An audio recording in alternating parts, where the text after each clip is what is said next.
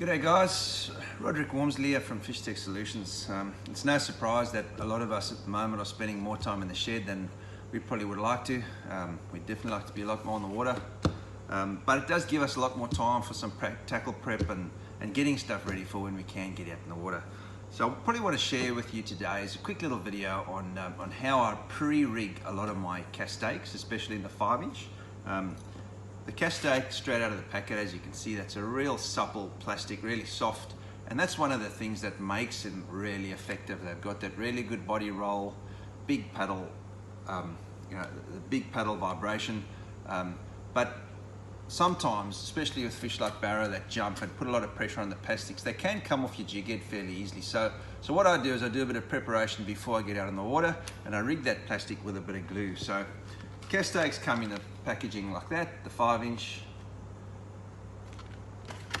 They come well stored so that the tails don't distort.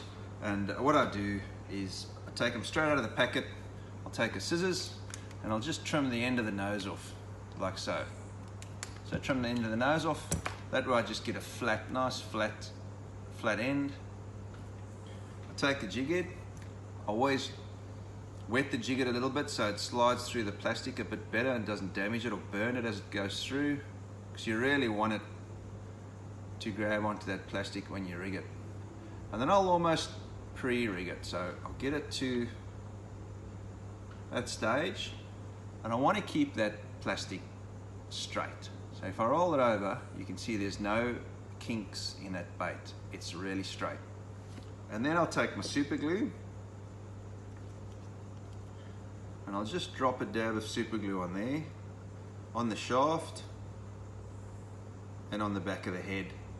I use the TT headlocks jig heads because they hold onto it better, and then I'll squeeze that straight over. And what I'll get is I'll give it a good push, and I'll just get it to butt up nicely against the head. It might go out of focus, but you can see that plastic's now nice and straight. Turn it this way for the camera, nice and straight. And also we've got a good nice seal on the jig head.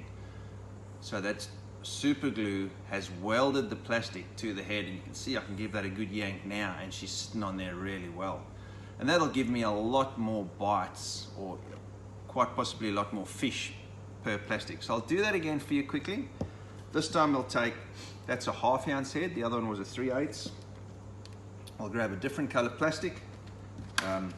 Obviously you've got a lot of variations. Same again, we'll just cut the end of the head off. Just give it a nip, just in front of the eyes. So I've still got both eyes on the plastic.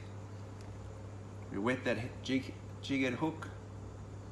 You can have a look and see where it's going to come out, but I've put quite a few of these on, so I have a pretty good idea. Nice and gently, keep everything nice and straight as best you can. Come out the back like so, and again we've got it fairly straight. Drop the super glue on there, again on the headlocks, spread it around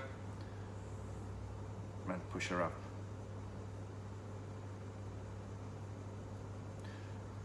I won't get that close enough to the camera to show you, but there's actually a line on the top of that TT jig head, and I actually line that up with the weld on the plastic, and that tells me that the plastic's right in the middle.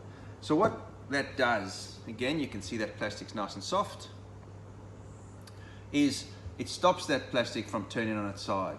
So when you cast that plastic and you wind it, if it's not rigged nice and straight, it'll swim straight like a fish, but if it's twisted, it'll go off center, and your larger, more wary fish won't like that.